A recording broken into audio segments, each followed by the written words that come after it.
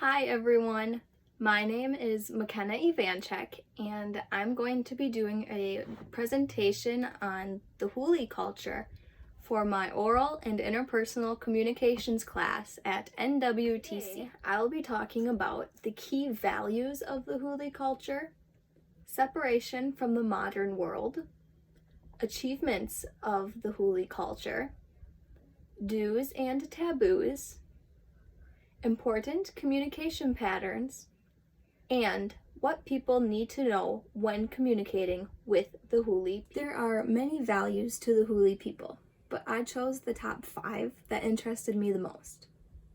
First, separation. Not only are the Huli people separated from the real modern world, but men and women in the villages are also separated. Men and women cannot live together.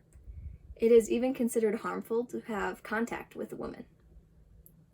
Women usually live with children and pigs. And yes, I said pigs. Pigs are considered an asset to the Huli people. Marital relations usually take place in the gardens, and the Huli people are considered animists, which means that they believe that objects, places, and creatures all possess a spirit. The second value is hair. Hair is an important value, especially for men. Each boy must grow his own wig, and most men usually have more than one wig. A wig is a sign of maturity. Some wigs are used as daily wigs, and other wigs are used just for special occasions. To grow a wig, a boy must enter a school for bachelors, which a wig master, or the teacher, leads them for about 18 months to grow their first wig. During this time, the young boys cannot have any contact with the woman. After graduation, the boys will wear their red wig as a sign of adulthood, meaning that they passed school. The next key value to the Huli people is fighting. Fighting is very important to the Huli because if there was no war, they would not have any land. They are fearless warriors. In the villages, the Huli do not have chiefs, but when at war, a chief is appointed based on the fighting skills. Pigs are the next cultural value to the Huli. As I mentioned before, they are an important asset. The Huli fight over pigs, and the pigs are used to pay a bride price, death, or ritual payments. A man's status in his village community depends on how many pigs he has. The last cultural asset to the Huli is their appearance. Their appearance makes the Huli people the Huli people.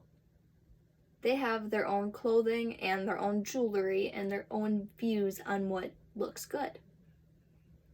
Men's traditional appearance consists of a quill through their nose, shells around their neck, and a hornbill beak on their back. Men also have a knife made from bone around their belt, a bead of snake skin across their forehead, and they have a tanket made from leaves to cover their bottom. They even have a belt with pig's tails on it to attract women. All Huli people have colorful face painting all the time. They wear black at weddings, and they use the color gray to mourn. I found it extremely difficult to find a connection of the Huli people with the United States or any other country. The Huli people do allow visitors and tourists into their communities to learn and watch them. That is the only connection I found. The Huli language uses a little bit of English reference in it. Other than that, the Huli make their own bows and arrows, rifles, shovels, and knives. They do not go to the grocery stores in the modern world to buy these items. Their houses are even handmade by clay, straw, and wood. The Huli people are having a little bit of Western influence in their clothing. They are wearing Western clothing and only using their clothing for rituals or special occasions. It's hard to find achievements that were modern to the Huli people because they stick to their roots and use the same techniques that their ancestors used millions of years before today. I think the Huli's biggest achievement is not caving in and not becoming a modern society. I think it's cool how they still stick to their roots and use techniques that their ancestors used before them. Being a skilled warrior is also an achievement for a Huli. The Huli culture created their own identity, which is another major achievement. They created their own language, dance, music, body paint, costumes, and weapons, which is pretty incredible if you ask me. The Huli achievements might not be as grand as any other culture, but they are still very interesting and they work for them. Because the Huli are separated from the modern world and do not have many communications with people, there are many unspecified do's and taboos. Some researchers found out some do's. For example, the Huli speak Tok Pisin, which is a form of the Huli language. When talking to the Huli, keep eye contact. Talk nice and slow, and make sure you do not look harmful to them. Therefore, they will scare or they will try to fight if they feel harm, because that is their instinct. Some people visiting the Huli village noted that violent and armed robberies are common. Some taboos are, do not argue because they might fight back. It is their common ground, it's their nature, and they will fight back. Do not laugh or joke unless you're comfortable or know that Huli person will not get frustrated or mad. You do not ever enter a wig school no matter what. And do not scare a Huli because, again, they will try to fight. It's their natural instinct. We need to understand. The Huli culture has a different way of communicating than any other culture. For instance, their number system is based off of the number 15. The Huli people are starting to become more westernized and wearing Western clothing and saving their cultural attire for special occasions.